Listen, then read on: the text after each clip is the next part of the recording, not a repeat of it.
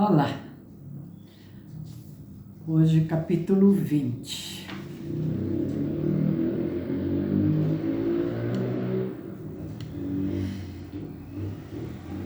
Cusa olhava para Lucano consternado. Não é possível, senhor, exclamava ele, agarrando a própria cabeça entre as mãos. Seu rosto malicioso de sátiro, com as bochechas gorduchas e a barba pequena, os olhos cheios de humorismo e o nariz insolente, havia empalidecido de horror. Sinto muito, disse Lucano com paciência. Tentei explicar. Não há necessidade de mais um funcionário médico em Roma, que está cheia de hospitais modernos. Sim, compreendo que a Assembleia Pública me nomeou, graciosamente, por ordem de Diodoro, e com um estipêndio considerável. Mas um médico não deve ir para onde mais necessitam dele. Hipócrates disse isso e eu jurei por ele.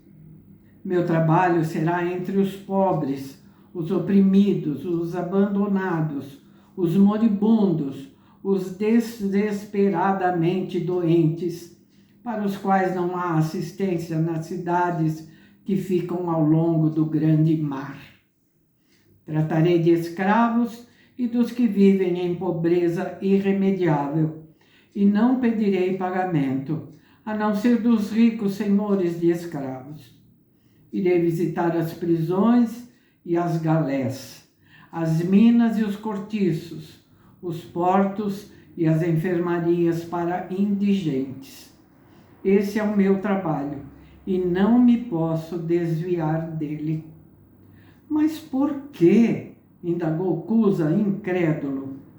Lucano sentou-se na cama do simples quarto branco de dormir, onde se acomodava, e ficou a olhar longamente para as suas próprias mãos, compridas e pálidas.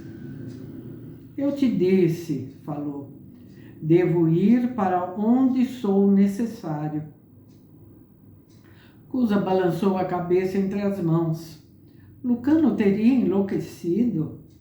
As fúrias vermelhas teriam posto em desordem a sua mente? Hécate o teria visitado durante a noite? Por todos os deuses, aquilo não era coisa que se entendesse ou que se suportasse. E Cusa falou sensatamente, como se fala com um homem atacado de insanidade. Senhor, tua família precisa de ti. Teu pai adotivo orgulha-se de ti, e ele é o mais orgulhoso dos romanos. Tua mãe há anos que não te vê. Teus irmãos jamais te viram. Que se dirá de Diodoro, se seu filho adotivo for um indivíduo errante, tratando da escumalha da terra em cidades quentes e bárbaras, em estradas e atalhos? Isso é bom bastante para um médico escravo, mas não para o filho de Diodoro Cirino. Que dirás a Diodoro e à tua mãe? Eles ficarão envergonhados diante de Roma. Lucano sacudiu a cabeça. Não tenho palavras que te alcancem, Cusa, ou que afastem a névoa de tua perplexidade. Chega, tu e tua família ireis comigo amanhã para Roma, para as propriedades de meu pai. Ali sereis felizes. E sorriu afetuosamente para seu velho professor. Minha falta de compreensão é suave diante da falta de compreensão que Diodoro demonstrará, Senhor. Eu sei. Lucano franziu as sobrancelhas, depois sorriu, recordando o belicoso romano. Mas farei o que devo. Não sabes o que é a pobreza, Senhor. quando fores um médico mendicante, derivando de um porto para outro, pois com certeza, dadas as circunstâncias, Diodoro não te sustentará com seu dinheiro. Parcimonioso, então descobrirás o que é ter fome, estar sujo e sem lar, vestir farrapos. Não acharás deleite nessas coisas, Lucano. Tu, cuja carne foi cuidadosamente alimentada e assistida e vestida em linhos e lãs finas. Lucano, esclarece-me, que vem a ser essa loucura? Que são um escravo, um pobre ou um criminoso? Menos do que seres humanos. Seria melhor para ti tratar cães e outros animais dos patrícios ricos em Roma. Isso daria menos vergonha e tristeza a Diodoro. Lucano refletia. Como podia ele dizer a Cusa: devo libertar os atormentados de seu inimigo? Cusa teria completa certeza, então, de que ele estava louco. O outro observava-o de perto e explodiu então. Foi aquele maldito José ben Gamliel. Eu ouvi quando ele falava contigo nos jardins. Senhor, os judeus são incompreensíveis com seu Deus misericordioso, seus mandamentos e suas ridículas leis para relações equânimes entre os homens. Tudo isso não passa de superstição e deplorável, pois faz a vida mais sombria ainda. Já viste um judeu de rosto feliz? Já ouviste os risos das festas romanas e a despreocupação das danças romanas na casa de um judeu? Não, isso são coisas só para os bárbaros romanos. Não, acrescentou Cusa, que eu considere os romanos muito mais do que bárbaros. Mas, pelo menos, são homens de fibra e sangue e têm adequado respeito pelas artes da Grécia, embora não passem de filhotes de lobo. Os romanos são realistas. Os judeus tratam com superstições transcendentes. Falam de liberdade, o que é absurdo. Esperam o impossível de seu Deus. E uma pessoa de senso compreende que os deuses nunca tratam do impossível e nunca se espera deles grandes virtudes. Lucano falou encolerizado. Eu não acredito que Deus seja misericordioso e bom. Não acredito no que José ben Gamliel diz dele. Poupa teu fôlego, Cusa. Preciso ir despedir-me de meus professores. Cusa, ofendido, ferido e perplexo, compreendeu que tinha sido despedido dali e foi procurar a esposa. Calíope ouviu-o enquanto amamentava a filha, revelando um semblante meditativo. Depois ergueu os ombros. Sempre achei Lucano extraordinário, disse ela. Lucano não tinha pena de deixar Alexandria. Desde que Rúbria morrera, ele não se sentia ligado a lugar algum do mundo, nem tinha desejo de visitar qualquer deles, ou de viajar como um jovem rico. O mundo para ele era um hospital, cheio de gemidos. Nem a beleza da arquitetura, nem a música tinham o poder de aliviar o desgosto infinito. Na noite anterior, porém, sonhara com Sara Bas Eleazar. Sara, cujo pai fora enterrado na véspera. O sonho fora dos mais confusos. A moça procurara-o, correndo através de um campo florido, rindo docemente. E quando o alcançou, seu rosto era o de Rúbria, faiscante sob o sol da primavera. Seu cabelo escuro caíra da fronte branca, e Lucano sentira um arrebatamento de completa beatitude e júbilo. Então vira o violeta dos olhos dela e a dor voltara. Em seu sonho, não sabia por que dissera à moça em tom indagador: Rúbria? E ela respondera, a voz dulçurosa: amor. O rapaz sacudira a cabeça. Não há na minha vida lugar para o amor. Não amarei de novo, pois o amor é como uma serpente que tivéssemos no coração, cheia de veneno e de agonia. Ela se afastara então, olhando tristemente para seu rosto, até o último instante, como que indagadora e dolorida. E as flores se haviam erguido, escondendo-a aos olhos dele. Então Lucano sentira de novo o velho desgosto e acordara gritando. Lembrava-se daquele sonho enquanto arranjava em sua grande bolsa de médico, feita de couro, seus preciosos instrumentos cirúrgicos, bisturis, fórceps, serras de amputações, sondas, seringas, trépanos. Cada instrumento, feito de ferro, cuidadosamente trabalhado e perfeito, fora envolvido por ele num pano de lã impregnado de óleo de oliva, a fim de protegê-lo de ferrugem. Havia também instrumental mais antigo e grosseiro, de cobre ou bronze.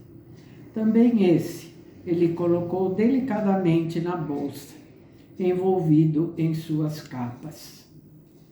Acrescentou vários de seus preciosos livros de medicina, certa quantidade de ligaduras num invólucro de seda e alguns frascos de remédios especiais vindos do Oriente. Cusa tomaria conta de seus objetos pessoais, que eram poucos.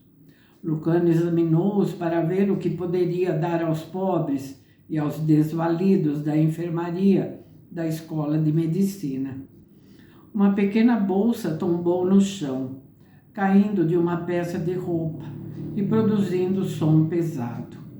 O moço inclinou-se, apanhou-a e abriu-a. A cruz de ouro que Keptá dera a Rúbria estava em sua mão, a corrente tilintando. Lucano sentiu um súbito fervor de desespero e desejou atirar a cruz para longe de seus olhos. Mas Rúbria a apertara na mão no instante de sua morte. Não se lembrava de ter trazido aquilo para ali. Esquecera-o. Agora bafejou o ouro e esfregou-o com a manga até que ele brilhasse. E recordando-se de Rúbria, com uma nova crise de dor, beijou o símbolo da infância, recolocando-o em sua bolsa e deixou-o tombar em seu estojo médico.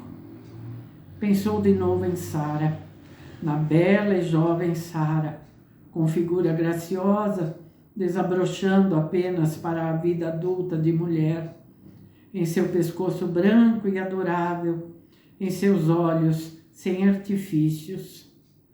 Deixou o aposento apressadamente, como se fugisse, e dirigiu-se para a universidade. Seus professores saudaram-no carinhosamente e todos lhe ofereceram amuletos Mesmo os cínicos professores gregos, expressando seu desgosto pela partida do jovem e dando-lhe suas bênçãos. Lembra-te, meu caro Lucano, disse-lhe um dos gregos, que a medicina sempre esteve associada ao sacerdócio, pois há campo maior para a medicina do que o corpo, e um médico deve tratar também da alma de seus pacientes. E, finalmente, deve depender para a cura do médico divino.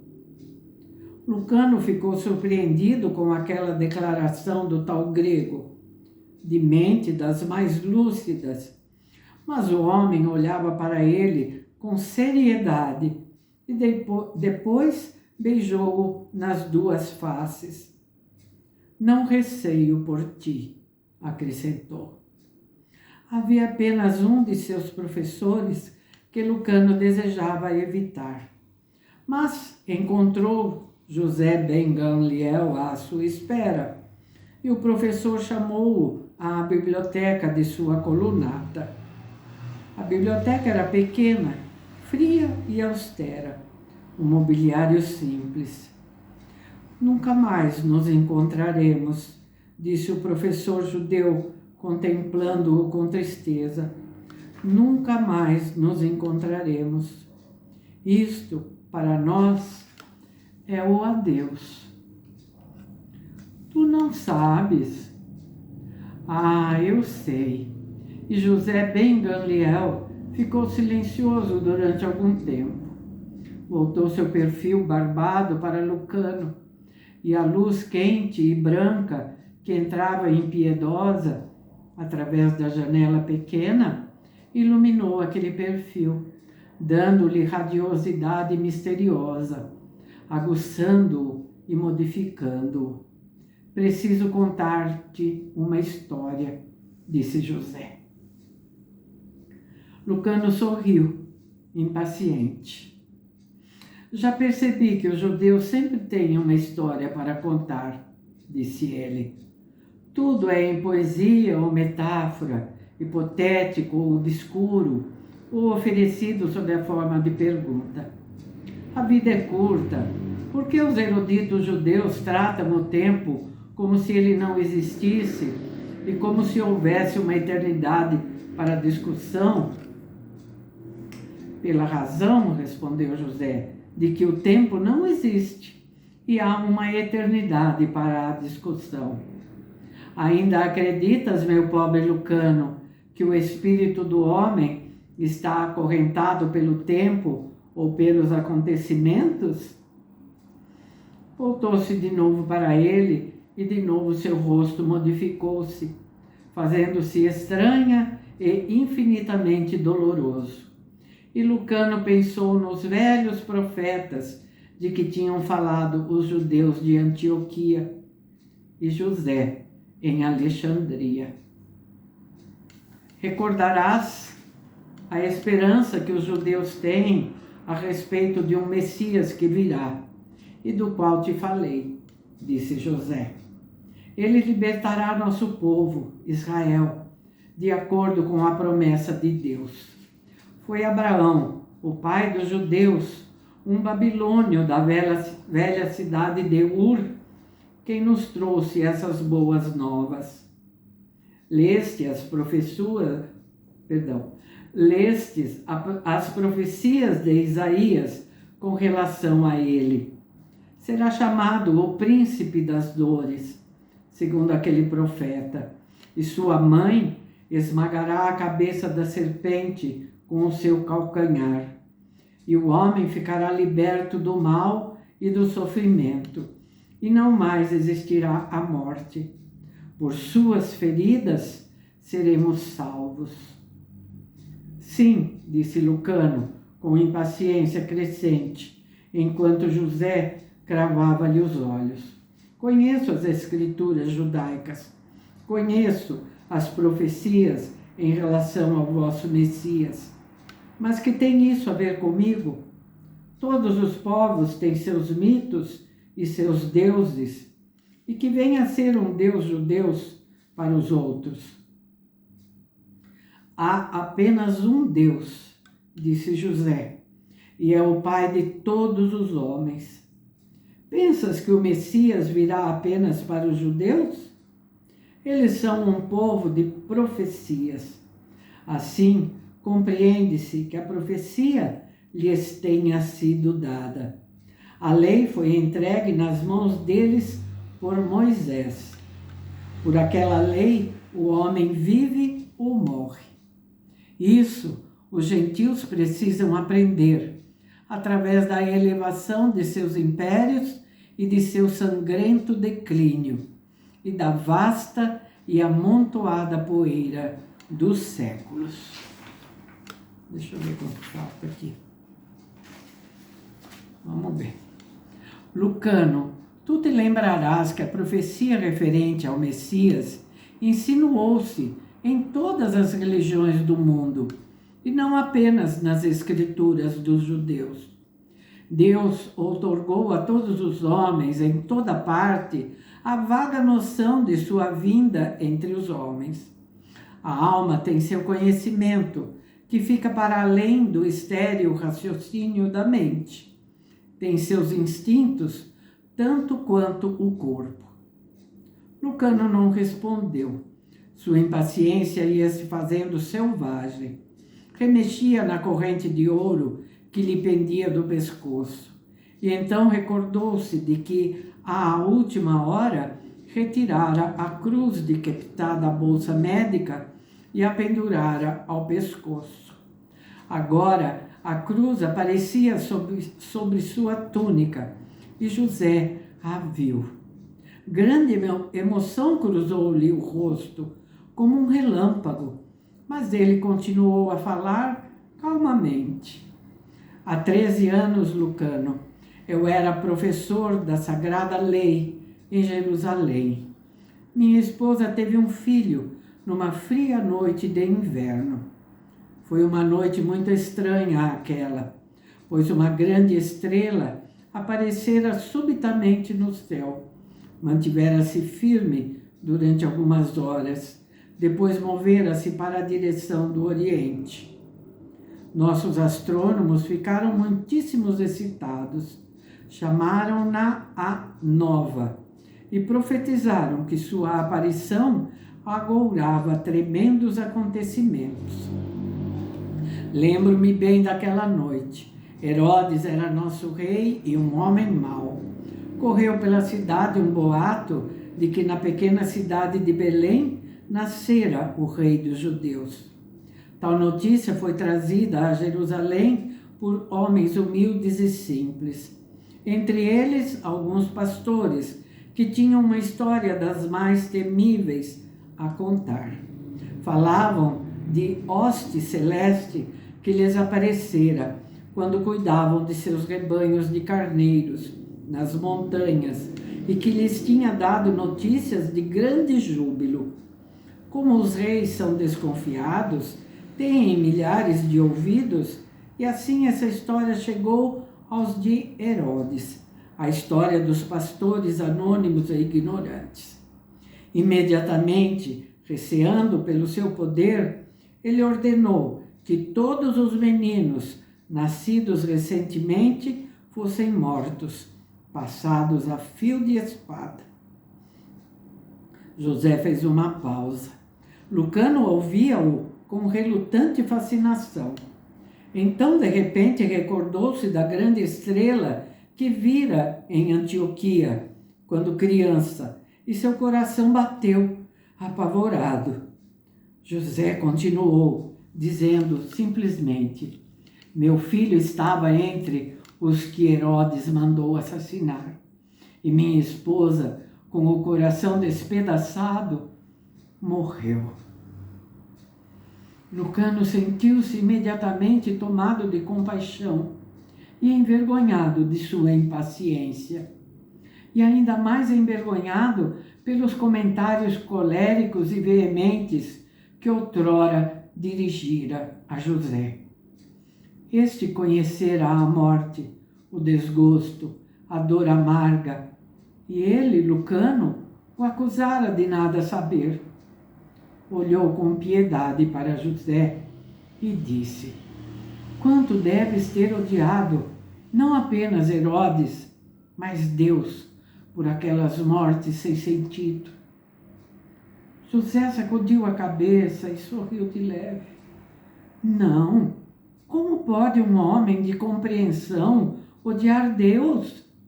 Isso é coisa para a paixão de crianças. Ficou silencioso durante tanto tempo que Lucano chegou a pensar que ele o esquecera. Então José, contemplando a distância através da janela, continuou ainda mais sossegadamente. Na última Páscoa, visitei meu velho lar em Jerusalém. A cidade fervia de peregrinos vindos da Galileia, Samaria, Judeia. Num pátio interno, eu estava conversando com meus eruditos amigos e comentaristas. Era um adorável dia de primavera, repleto do perfume das florações e dos ricos odores das especiarias e do incenso. O céu era de um aperolado reluzente, e a cidade via-se inundada de luz e dos sons de cânticos e de regozijos. Jamais eu vira dia tão calmo e belo, e os corações de todos se regozijavam com ele, esquecidos de César e Herodes, pois Deus os tinha livrado novamente da terra do Egito. Ouviam-se por toda parte os sons dos símbolos e das trombetas. A cidade brilhava com suas flâmulas coloridas, e o templo suspendia-se contra o céu, como joia de ouro. Embora fosse viúvo, com uma só filha casada em Alexandria, pela primeira vez em 13 anos senti alegria, e meu coração ergueu-se numa espécie de expectativa. Parou, suas mãos serenas cruzaram-se, seu rosto ergueu-se e ele sorriu sonhadoramente. As ruas estavam cheias de soldados romanos. Também eles tinham sentido um deleite incomum na primavera. Tinham apenas uma forma de expressar tal sentimento, pois eram estrangeiros em terra estranha, que os odiava. Pobres rapazes, desejavam tomar parte no regozijo geral, mas os judeus os ignoravam em seus dias santificados. Os soldados embriagaram-se e andaram pelas ruas cantando. É triste ver qualquer homem rejeitado pelos seus irmãos, e eu tive compaixão dos romanos. Temos guardas no templo para proteger os pátios internos de qualquer intrusão. Onde estava o guarda daquele pátio naquele dia? Não sei, mas de repente as cortinas afastaram-se e um rapazinho entrou no pátio. Um rapazinho alto e muito bonito, trajado com a grosseira veste parda do povo comum. Seus pés mostravam-se descalços e queimados de sol. A pele clara também fora amorenada pelo sol. Seus caracóis louros mostravam sinais de terem sido queimados pelo calor e caíam-lhe sobre os ombros. Tinha olhos azuis como o céu de verão e um aspecto solene e majestoso. Sorriu-nos, não como um rapaz que acaba apenas de alcançar a idade de bar mitzvah e, portanto, ainda tímido quando num grupo adulto. Seu sorriso era o sorriso de um homem e ele estava à vontade, como um homem entre seus pares, como um erudito e um sábio entre eruditos e sábios. Ficamos muito espantados e alguns entre nós franziram as sobrancelhas. Que estava fazendo aquele rapazinho em nosso pátio reservado, dedicado apenas à sabedoria e à discussão? Onde estava o guarda? O menino, era evidente, não passava de um camponês. Mais tarde, ficaram a cogitar na razão de não terem mandado que ele se fosse imediatamente dali. Mas ao vê-lo, pensei em meu filho, que, se não tivesse sido assassinado, teria a idade daquele menino. E disse-lhe: Menino, que estás fazendo aqui? E onde estão teus pais? E ele me respondeu, com seu sorriso grave e com o sotaque rude dos pobres e iletrados galileus: Vim para fazer-te perguntas e para dar-te respostas, Senhor. O rosto e o couro cabeludo de Lucano arrepiaram-se. Então, de repente, desejou ir embora e pulou sobre os pés. José, entretanto, não pareceu notar tal coisa e continuou com sua voz remota e como que sonhadora. Ele tinha o porte régio de um rei, aquele jovem camponês da Galileia, com as mãos ásperas pelo trabalho, os pés descalços e a cabeça erguida. Penso que foi aquele seu aspecto que evitou a despedida encolerizada dos eruditos e doutores. Não temos grande respeito pelo povo da Galileia. São pastores e artesãos, e sua fala é iletrada. Gente humilde, mas aquele rapaz era um rei. Sentou-se entre nós, falou conosco, e depressa estávamos estupefatos com as suas perguntas e com as suas respostas, pois, apesar de seu sotaque galileu, falava com autoridade e profunda erudição. Ficamos absorvidos nele. Perguntamos-lhe as coisas mais obscuras e difíceis, e ele as respondeu com simplicidade. Era como a luz da aurora entrando em aposento escuro, repleto de livros eruditos, cheios de dificuldades. E mal saíra da infância, aquele jovem do campo, que vinha das nuas e quentes montanhas da Galileia, onde não há doutores nem sábios. E eu lhe disse: Menino, quem é o teu professor? Ele sorriu para mim, com um sorriso que se parecia ao sol, e não respondeu. Foi então que a cortina afastou-se, agitada, e um homem humilde, barbado, e uma bela e jovem senhora, vestida como camponesa, entraram num ímpeto pelo nosso pátio adentro.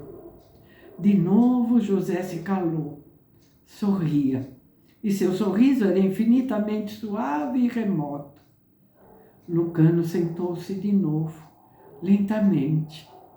Dizia a si mesmo: Não devo ouvir, isso é tolice obscura. Mas ouvia e esperava que José continuasse. Jamais esquecerei aquela jovem senhora, Lucano, pois seu rosto era o de um anjo, radiante, para além de qualquer descrição. Lembro-me de ter ficado instantaneamente atônito diante daquele rosto que se erguia de pescoço e ombros vestidos em roupas ordinárias e opacas. Um pano azul tombava de sua cabeça e eu via o cabelo brilhante de sua fronte pura. Como posso descrevê-la? Não há palavras para isso em idioma algum. Devia ter uns 27 anos, o que não é muita idade, mesmo para uma mulher. Dava a impressão de ser ao mesmo tempo velha como Eva e nova como a primavera. Passado e futuro mesclados num só. Ela não tinha tempo, não tinha idade. Imediatamente eu soube que se tratava da mãe do rapazinho, pois tinha um aspecto régio. O camponês barbado nada disse, embora fosse aparente a sua angústia. Manteve-se junto da cortina, mas a mulher adiantou-se para o menino, que voltou a cabeça e olhou para ela. E ela lhe disse: Meu filho, por que nos deixaste, de forma que sentimos falta de ti em nosso caminho para casa, e ninguém te havia visto. Temos estado à tua procura com grande ansiedade. O rapaz não respondeu por um momento e depois disse muito suavemente: Por que me procurastes? Não sabeis que devo tratar dos negócios de meu pai? E seus olhos irradiavam terno amor para ela. José silenciou e Lucano ficou à espera. Mas José não tornou a falar. E Lucano perguntou, impaciente: É tudo? É tudo. Lucano mordeu o lábio. Tu nada explicaste, José Ben Gamliel. Quem era aquele rapazinho? José levantou-se e Lucano levantou-se com ele. José pôs a mão no ombro do moço e olhou-o bem dentro dos olhos, profundamente. Isto terás de descobrir por ti mesmo, Lucano. Sorriu para o moço, com súbita melancolia. Dizem as nossas escrituras que Deus nem sempre lutará contra os espíritos dos homens. Hesitou, depois prosseguiu. Quando Deus luta contra o espírito de um homem, é pelo mais sagrado e misterioso propósito. E aquele propósito, muitas vezes, permanece oculto ao homem até o dia de sua morte. No teu caso, não creio que isso permaneça sempre oculto para ti. Levantou a mão em bênção.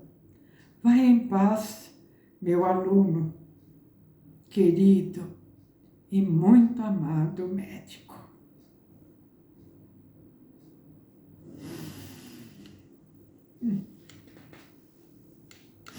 Nós sabemos bem quem era aquele rapazinho, né?